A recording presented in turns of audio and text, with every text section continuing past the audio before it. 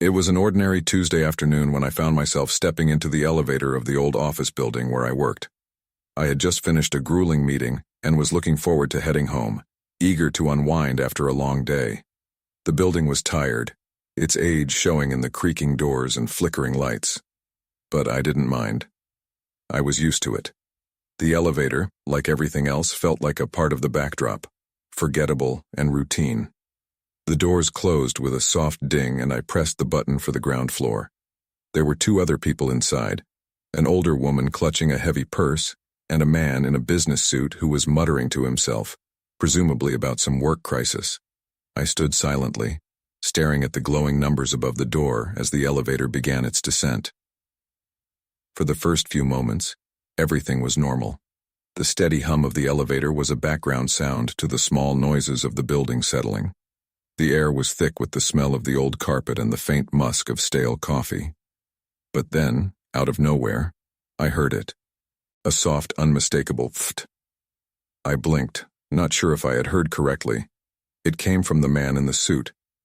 He looked innocent enough, his eyes glued to the flickering numbers, his hands clasped in front of him. But the sound, unmistakable. A fart. A wet, muffled sound that filled the small space, causing me to glance at the others in the elevator, trying to avoid the awkwardness. The woman didn't seem to notice, or perhaps she was pretending not to notice. The man in the suit, however, remained completely still, as if he hadn't just contributed to the symphony of smells now wafting through the air. I could feel the discomfort crawling under my skin. The fart wasn't loud, but it was there, hanging in the small enclosed space. And then, it happened again. The sound was almost identical to the first, but this time it was a little longer. I could feel my stomach churn as the stale air grew thicker, heavier. Was he doing this on purpose? Was this some sort of prank? I wanted to ask him if he was okay, or if he was just trying to sabotage our shared misery, but something in the pit of my stomach told me that asking would only make it worse. So I stayed silent, staring at the floor, trying to will the elevator to move faster. I tried to focus on anything but the unmistakable smell now filling the elevator. It was subtle at first, but it quickly became overpowering, thick, almost sour, and incredibly unpleasant. I fought the urge to cover my nose. I shifted from foot to foot, trying to act like nothing was wrong. But the longer I stayed in the elevator, the worse it got. Pfft, another one. But this time, it was louder, and longer. I could hear the older woman shift uncomfortably, her purse rattling slightly as she adjusted her grip. I caught a glimpse of her face, a look of slight confusion mixed with suppressed irritation. She glanced at the man in the suit, who was still doing his best to act completely oblivious, staring straight ahead as if this was an ordinary ride down. I couldn't take it anymore. My stomach was in knots, my eyes watering from the combination of the heat and the smell. I cleared my throat, trying to gather the courage to say something. "Excuse me," I began, my voice wavering slightly. "But is everything okay? Are you, feeling all right?" The man in the suit turned to me slowly, his eyes wide, as though he had been startled out of some trance. A sheepish smile crept across his face. "Oh, yeah, I'm fine. Just a bit of gas, I guess." I stared at him, trying to process what I was hearing. He was just casually admitting it? I thought he would at least try to deny it, make some sort of excuse, but no. He was completely unabashed. The woman glanced at him, her nose wrinkling slightly. She looked down at the floor, tapping her foot nervously as the smell continued to linger. "I'm sorry," the man continued, his voice trailing off as if he was actually embarrassed. "It's just, I had something for lunch that's not agreeing with me." Pfft, another one. This time, it was almost too much to bear. I felt my stomach turn, the heat of the elevator, and the now dense air pressing down on me like a heavy blanket. My throat felt dry, and I couldn't breathe without catching a whiff of that awful, musky stench. It was everywhere, choking the air around us. The older woman let out a small cough, a polite but clearly strained attempt to mask her discomfort. She shifted from foot to foot, her eyes darting nervously between the man and the door. I could tell she wanted to say something, but she seemed too polite to do so. We all just stood there, trapped in this horrifyingly awkward moment. The elevator seemed to slow down, as if it were trying to delay the inevitable.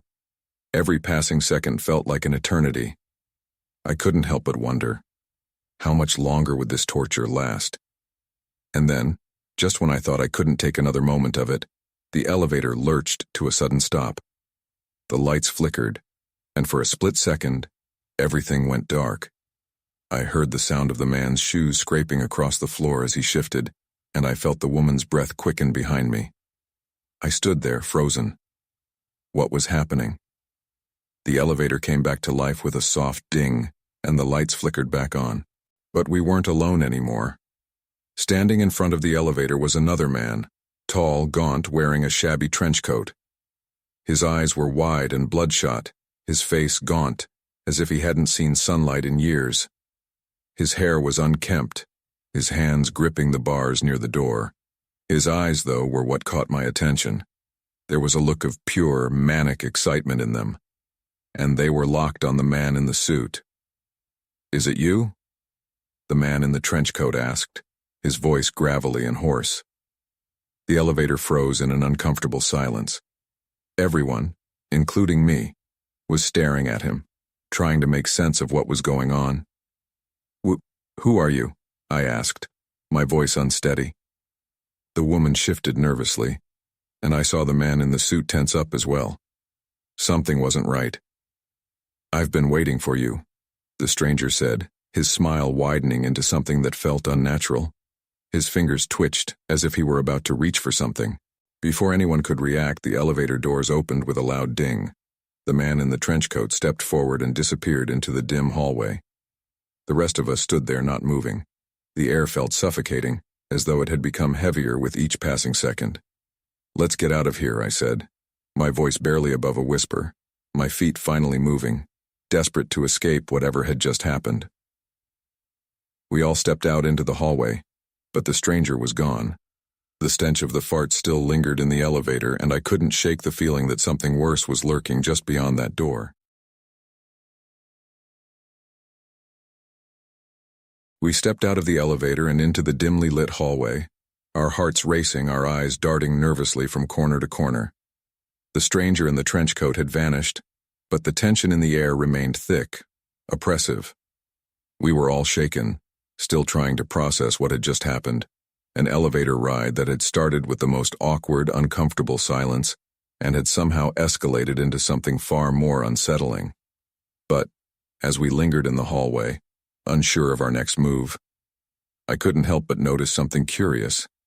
The man in the suit, the one who had been releasing the series of uncomfortable farts just moments before, was standing a little taller now.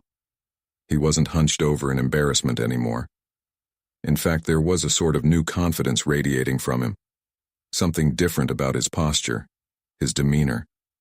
His earlier awkwardness had been replaced with something else. A quiet strength.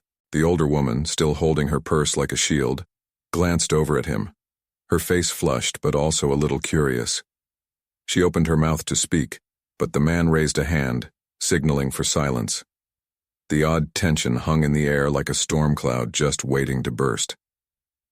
"I know this might sound strange," he began, his voice steady and calm, "but I'm going to need you all to trust me."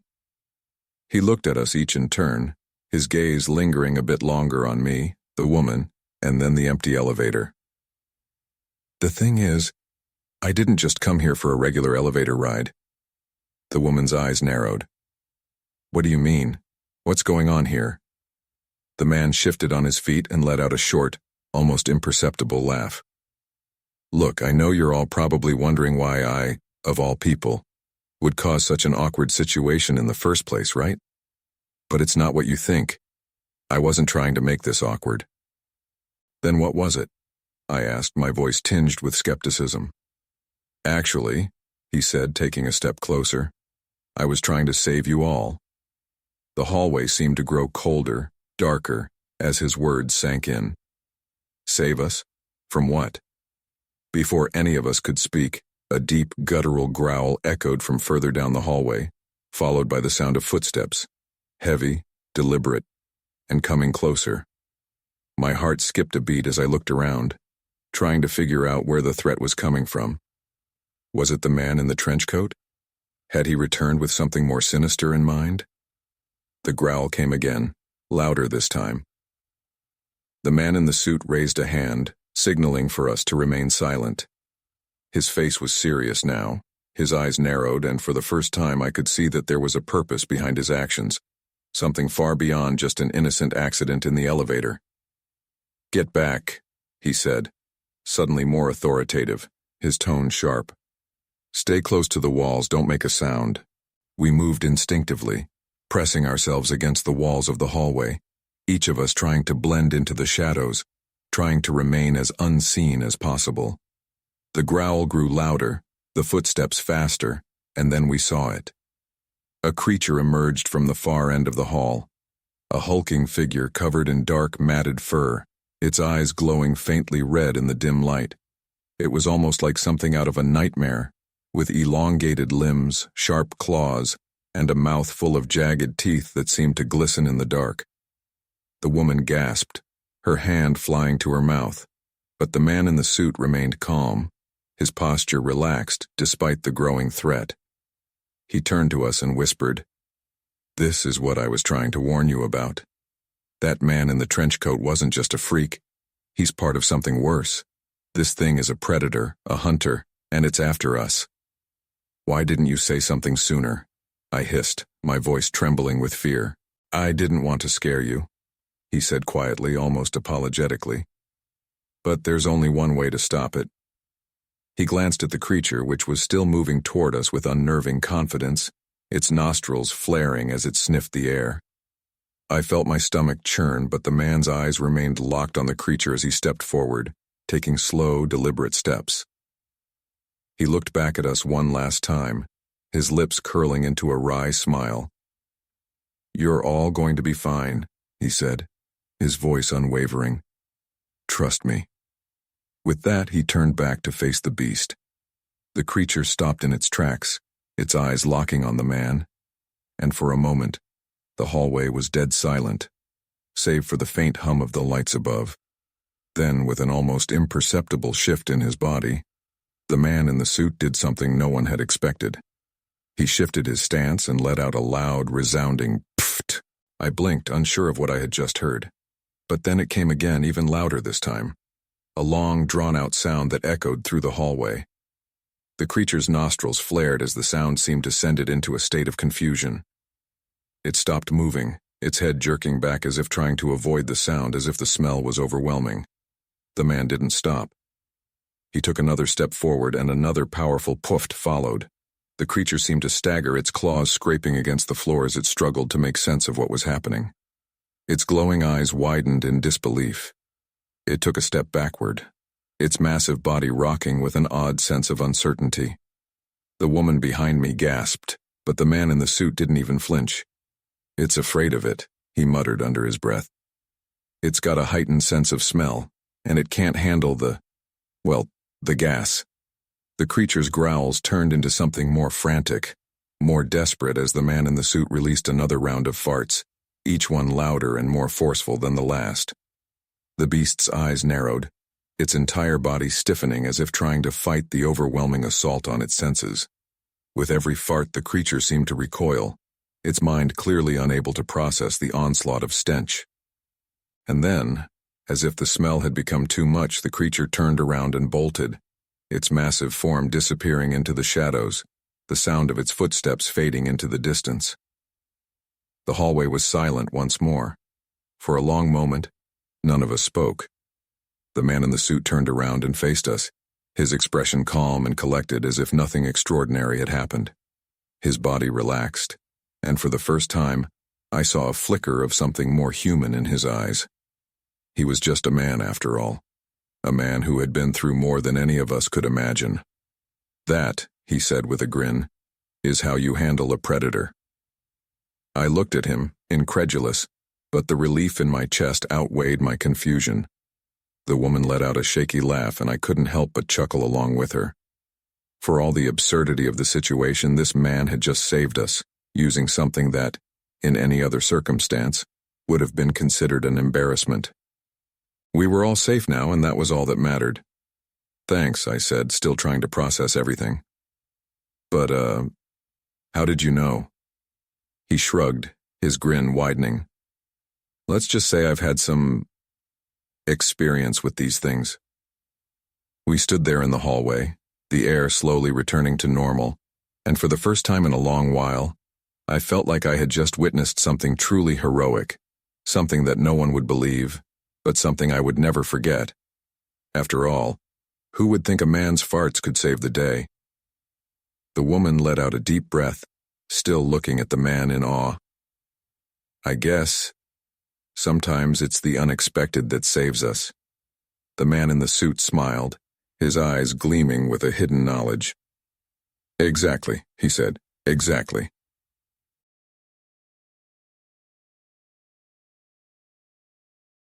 The hallway's eerie silence was shattered by a low, menacing laugh.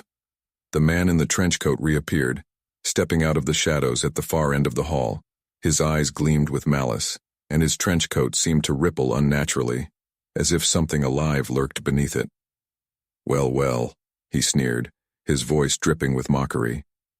You think you've won? That pathetic display of flatulence might have scared off one of my pets, but you've only delayed the inevitable. The man in the suit squared his shoulders, his confidence unshaken. If you think I'm done, you're sorely mistaken. The trench-coated stranger tilted his head, his grin widening. Oh, I'm counting on it. You're not my only opponent tonight. He raised a hand, snapping his fingers with a sharp crack. The air around him shimmered, and a low, guttural growl echoed once more. This time, not from one creature, but from many. From the darkness they came. Dozens of hulking beasts emerged, their red eyes glowing like fiery embers in the dim light. Each one was more grotesque than the last, with sharp claws, jagged teeth, and fur slicked with something viscous and foul. They moved as a pack, their growls harmonizing into a cacophony of primal rage. Oh no, the woman whispered, clutching her purse to her chest. There are too many of them. The man in the suit didn't flinch. Instead, he turned to us, his expression calm but serious. Stay close, this is going to get messy. He stepped forward, his stance widening, and unleashed a series of rapid, controlled bursts of flatulence. Each one was precise, like a trumpet heralding the arrival of a peculiar but undeniably potent weapon. The creatures faltered, their snarls turning into whines as they recoiled from the onslaught of sound and smell. It's working, I shouted, a mix of disbelief and hope coursing through me. The man glanced back at us. Not for long. I can't take them all alone.